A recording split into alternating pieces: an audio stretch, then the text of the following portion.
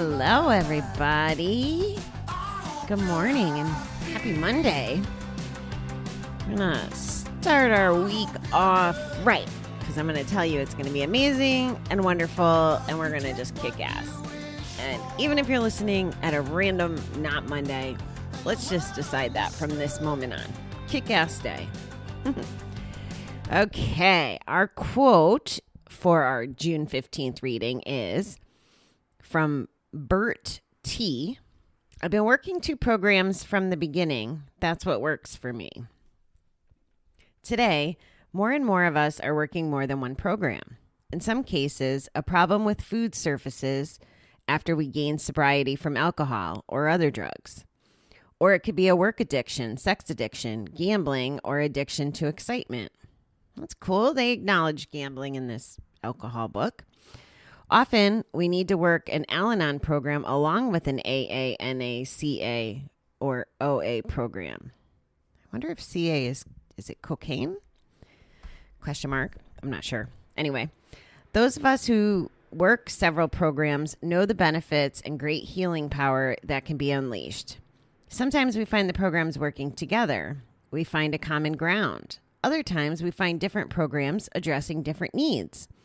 All our programs, though, stress communion with our spirituality and higher power. We are grateful today for the vast number of 12-step programs that help us heal our addiction or addictions. We are grateful to find the people we need, as well as the opportunity to share our own experience, strength, and hope.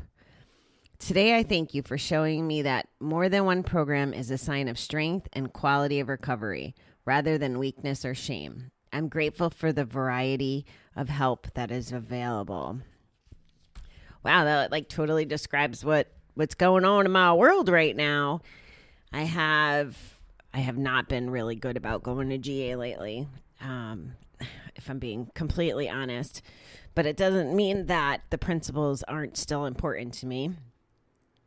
You know, there's so much that's applicable in my life, but I have the center, for group, and luckily, a counselor in the background. And also I have this class that I'm in Recovery Elevator called Ditch the Booze.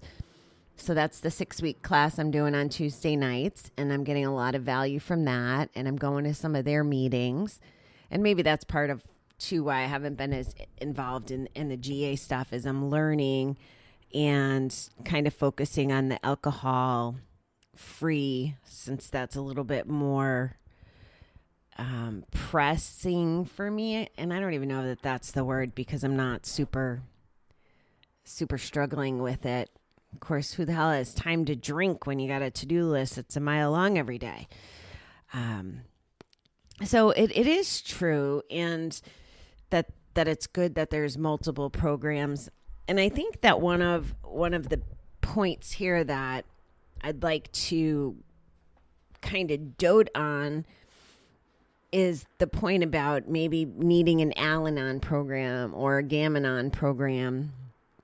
And the reason why I like that point is, as you know from my story and my journey, that not only am I the addict in my story, but I also am a family member of addicts.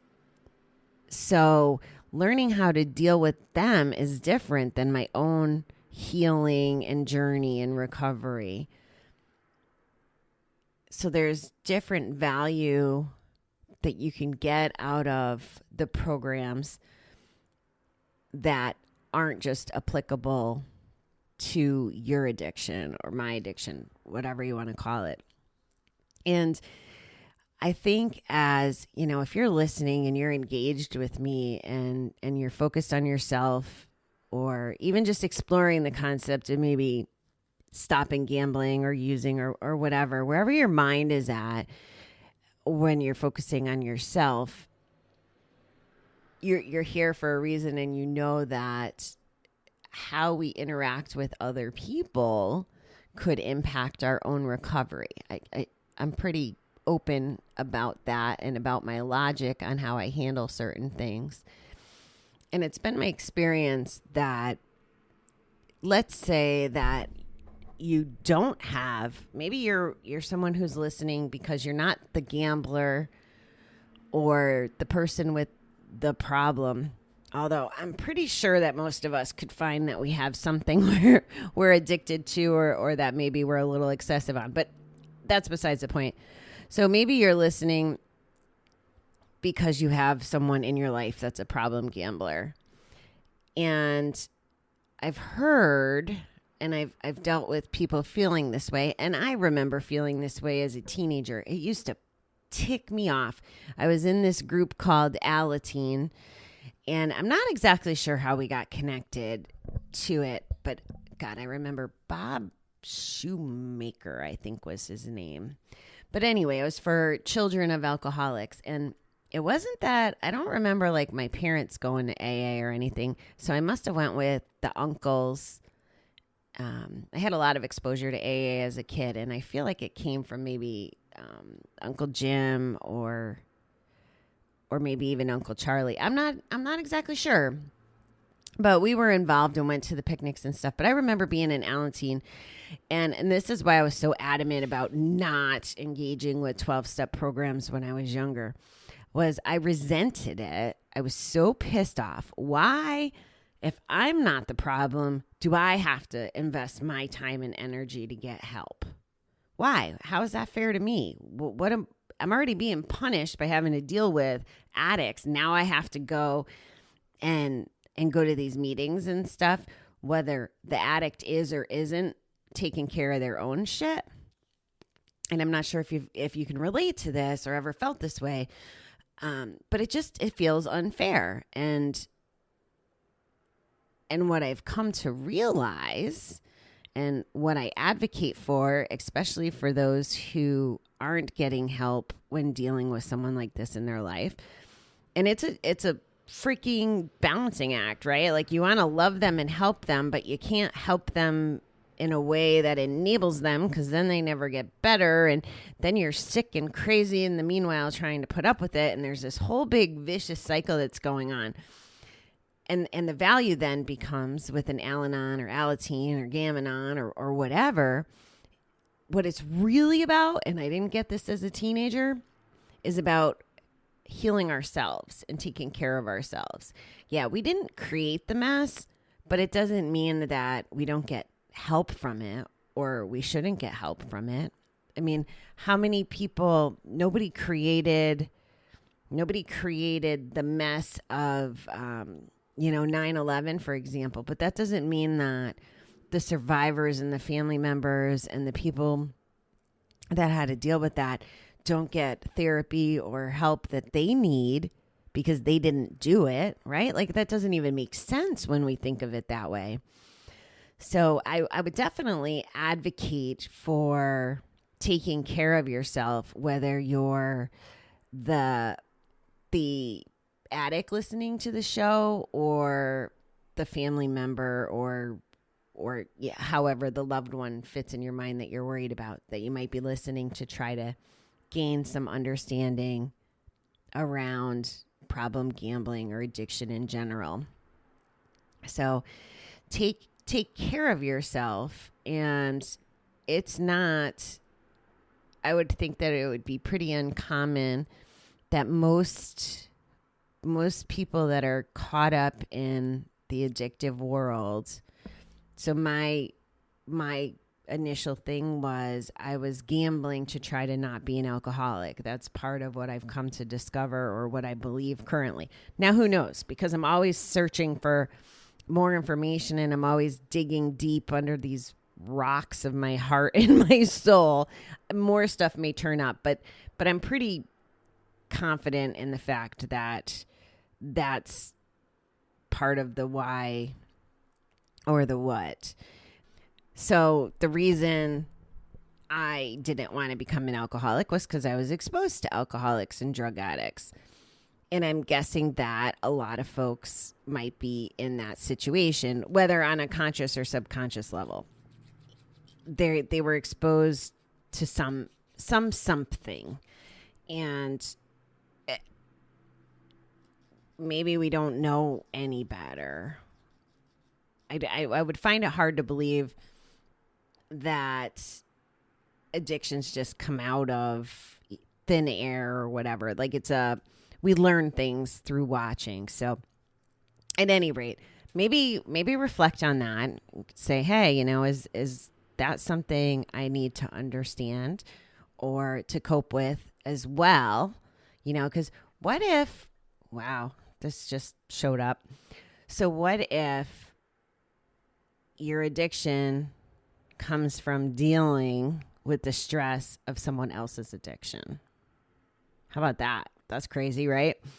So if I was married to someone who, say, was an alcoholic or a gambler, but I didn't get the help myself and I didn't know how to deal with them, I might bury my frustration and sadness and whatever other emotions are drawn up by being married to a person that is, I'll use alcoholic for an example. So say I'm married to an alcoholic and I never took care of myself. I never figured out how to manage it. And he doesn't want to get help, we'll say.